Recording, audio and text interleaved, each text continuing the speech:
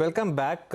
Realty company signature global की इसी साल सितंबर में लिस्टिंग हुई थी, जहां से शेयर ने अब तक 60% से ज़्यादा के रिटर्न्स दिए हैं। लिस्टिंग के बाद नवंबर में दूसरी तिमाही के नतीजे पेश किए, जिसके मुताबिक कंपनी के घाटे में सालाना आधार पर कमी आई है। बिजनेस आउटलुक पर चर्चा करने के लिए हमारे साथ सिग्नेचर ग्लोबल के फाउंडर और चेयरमैन प्रदीप अग्रवाल जुड़े हैं। Pradeep ji, good morning. बहुत बहुत शुक्रिया आज हमारे साथ जुड़ने के लिए। जो पिछला क्वार्टर था उसकी प्री सेल्स कलेक्शंस कैसी रही है आपकी, पहले तो ये बता दीजिए।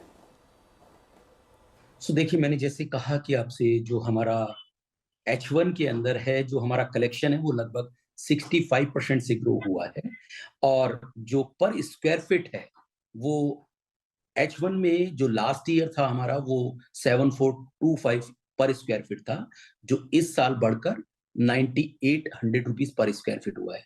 जैसा कि आप जानते हैं कि कुछ रॉ मटेरियल के प्राइसेस भी बढ़े हैं, कुछ लैंड प्राइसेस भी बढ़े हैं, उसके साथ-साथ कुछ रियल एस्टेट में डिमांड भी बढ़ी है। तो इस सब का इम्पैक्ट कहीं न कहीं इसमें देखने में मिला है और उसका फ़ायदा कहीं न कहीं कंपनी को हुआ है।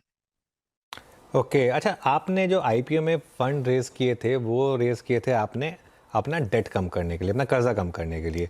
तो पहले तो ये बता दीजिए कि अब किस लेवल पर आ गया आपका कर्ज और इसको फर्दर रिड्यूस कैसे करेंगे अब आप।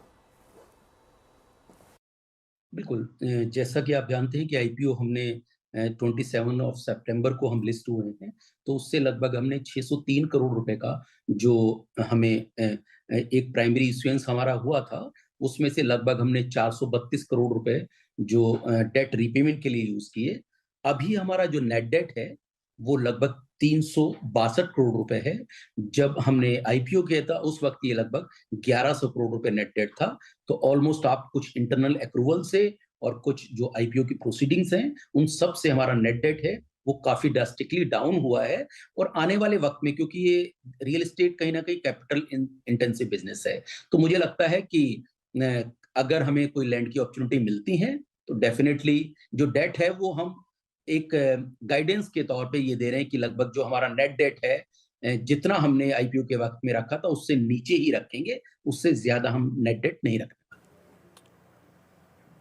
ओके प्रदीप जी, स्पेशली जो आपके अपकमिंग प्रोजेक्ट्स हैं, नए प्रोजेक्ट्स जो दिल्ली एनसीआर रीजन में हैं, उन पर थोड़ी सी आपकी मैं प्रतिक्रिया चाहूँगा। यहाँ पे इस मार्केट में, इस रीजन में आपकी एक्सपेंड करने की क्या योजना है और कौन कौन से प्रोजेक्ट्स लेके आएंगे आप? इसमें सबसे पहले तो मैं एक चीज़ कहूँगा आपको कि इस साल जो हम जो ये H2 जाने वाला है, इसके अंदर हमारे लगभग 8500 करोड़ के जो प्रोजेक्ट्स हैं, वो हम लॉन्च करने वाले हैं। क्योंकि गुरुग्राम इस वक़्त इंफ्रास्ट्रक्चर के मामले में काफ़ी ज़्यादा बेहतर हुआ है।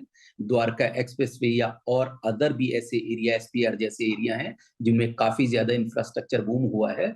सो उसके चलते कंपनी जो है 8500 करोड़ के नियर अबाउट के जो प्रोजेक्ट्स हैं, वो आने वाले H2 के अंदर लॉन्च करेंगे। दूसरी बड़ी बात, हमारे जो फोर्थ कमिंग जो हमारी टोटल जो मैं इन्वेंटरी है, वो लगभग 27 मिलियन के नियर अबाउट है, जो एक बहुत बड़ी इन्वेंटरी है। उसको भी हम आने वाले सालों में लगभग आप ये मान के चलिए कि लगभग 24 महीने में उन्हें हम लॉन्च करने वाले हैं। जो हमारे ऑन गोइंग प्रोजेक्ट हैं, वो लगभग 17 मिलियन के हैं। जो ऑन गोइंग प्रोजेक्ट हैं, उनको हम 2026 तक कंप्लीट कर देंगे। अगर आप हमारी एक फिगर देखें उसके अंदर, तो हम लगभग 11,000 करोड़ रुपए के प्रोजेक्ट जो हैं, वो 2026 से पहले-पहले डिलीवर कर देंगे। और ऑफ कोर्स जब इतना बड़ा हमारा डिलीवरी होगा, तो एक रेवेन्यू कहीं न कहीं आपको उसमें काफ़ी बेहतर नज़र आएगा। ओके सर, जैसा कि मैं आपकी बात समझ पा रहा हूँ कि आप काफ़ी सारे एसेट्स, लैंड एसेट्स जो हैं वो एक्वायर करें दिल्ली एनसीआर रीजन में, बट मैं पूरे, अगर आप आई मीन नेशनल बेसिस पे पूछूं आपसे कि आपके जो प्रमुख रीजन है लाइक मुंबई, बेंगलोर और एनसीआर, गुरुग्राम, यहाँ पे तीनों में आगे जाके आपके प्लान्स कैसे हैं? थोड़ा सा उसको बताइए, टिप्पणी करिए। या फिर मेजर थ्रस्ट आपका एनसीआर ही रहेगा, गुरुग्राम ही रहेगा आगे जाके? देखिए, अगर दिल्ली एनसीआर की बात करें तो no doubt land prices increase हुए हैं, लेकिन क्योंकि अपॉर्चुनिटीज हैं यहाँ पर अभी भी स्टिल, तो मुझे लगता है कि कहीं लैंड एक्विजिशन में कोई बहुत ज्यादा ट्रबल नहीं है, क्योंकि पर स्क्वायर फीट रियलाइजेशन भी बढ़ी है, तो कहीं ना कहीं वो दोनों आपस में एक दूसरे को कंप्लीट कर रहे हैं। रही बात जो कंपनी का अदर जो स्टेट्स हैं या और देश के किसी जगह में जाने का, तो हम अभी बहुत क्लियर हैं कि आने वाले 3 से 5 साल में हमारा जो फ़ोकस एरिया है वो दिल्ली एनसीआर ही रहने वाला है। और दिल्ली एनसीआर में भी स्पेसिफिकली जो गुरुग्राम और सब ऑफ द गुरुग्राम है, वो हमारा मेजरली फोकस्ड एरिया रहेगा। बिल्कुल, और एक्चुअली एनसीआर मार्केट ही इस समय इंडिया का हॉटेस्ट प्रॉपर्टी मार्केट भी है। सबसे ज़्यादा जिसे कहते हैं आग वहीं लगी हुई है, और आपके भी काफ़ी प्रोजेक्ट लॉन्चेस हुए हैं एनसीआर में। तो आप क्या मार्केटिंग साइड पर आप अपना गेम स्टेप अप करने वाले हैं? यहाँ पर क्या स्ट्रैटेजी है आपकी, और चैनल पार्टनर्स लाने वाले हैं, और कैसे सेल्स को बूस्ट करेंगे, स्पेशली जो आपकी मिड इनकम सेगमेंट है उसमें?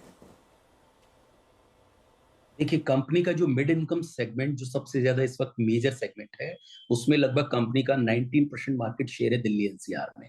सो आप ये मान के चलिए कि सिग्नेचर ग्लोबल एक अच्छी ब्रांड रिकॉल आज की डेट में है दिल्ली एनसीआर में, क्योंकि लोगों को जो भी डिलीवरी के भरोसे हैं वो बहुत ज्यादा है कि लोगों को लगता है एक तो क्वालिटी डिलीवरी होगी और दूसरा टाइम पर डिलीवरी होगी। दूसरी बात आपने जो चैनल पार्टनर्स की कही, तो लगभग कंपनी के साथ इस वक्त 1000 से ज्यादा चैनल पार्टनर्स ऑन बोर्ड हैं। तो मुझे लगता नहीं है कि सेल्स पर से या कोई किसी सेल्स में कहीं कोई चैलेंज आने वाले हैं। वैसे भी अगर आप दिल्ली एनसीआर की बात करें तो बहुत ज्यादा ग्रेडेड डेवलपर्स नहीं है यहाँ, तो इसका कहीं ना कहीं फायदा जो ब्रांडेड डेवलपर्स हैं उनको मिल रहा है। और मिड इनकम सेगमेंट की स्पेशली अगर आप बात करें, जहां पर प्राइस पॉइंट लगभग 1 करोड़ या 1.5 करोड़ रुपए के प्राइस पॉइंट है, वहां पर तो डेवलपर्स और बहुत ज्यादा कम है। तो कहीं ना कहीं सिग्नेचर ग्लोबल को उसका एडवांटेज मिल रहा है।